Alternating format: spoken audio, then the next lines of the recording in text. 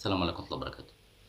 من بعد مباراة الأهلي والزمالك اللي ما اتلعبتش واللي حصل عليها لغط كتير وتحالف الزمالك مع بيراميدز وتآمر الرابطة والاتحاد على النادي الأهلي، نزلت فيديو قديم كنت بقول فيه إن لازم الموضوع ده ما يمرش مرور كرام، ولازم كل إنسان أخطأ في حق الأهلي، كل واحد أخطأ في حق الأهلي لازم يتعاقب.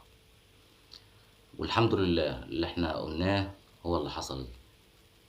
تعالى أفكركم بيه. خلاص انت دلوقتي في حل من الدوري، خلاص انت فضيت بقى، عايزينك فاضي معانا شويه، عايزين النادي الاهلي افضى معانا شويه، افضل اللي كان سبب الازمه واللي دلق بنزين وولع فيها،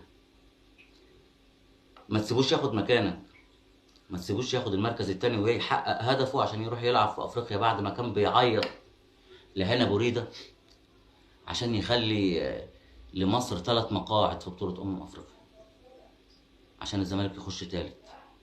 ما تسيبهالوش، ما تنولهالوش، ما يدخلهاش وما يعتبهاش.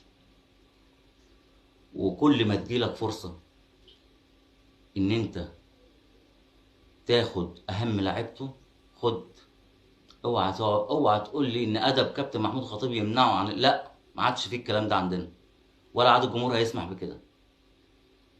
كل ما تلاقي في فرصة ان انت تدوس عليه وتحرق دمه احرق، لانه لما جات له الفرصة انه يقف معاك وفي كتفك في الحق مش في الباطل، بما انه هو كان بيشتكي من التحكيم المصري، فجات له فرصه يقف وما رضيش وباعك وداس عليك عشان مش عشان خاطره هو كمان، ده عشان خاطر نادي تاني.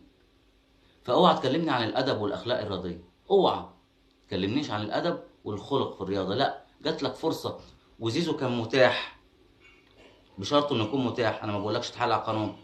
وزيزو كان متاح خده، احمد فتوح متاح خده، محمد السيد متاح خده.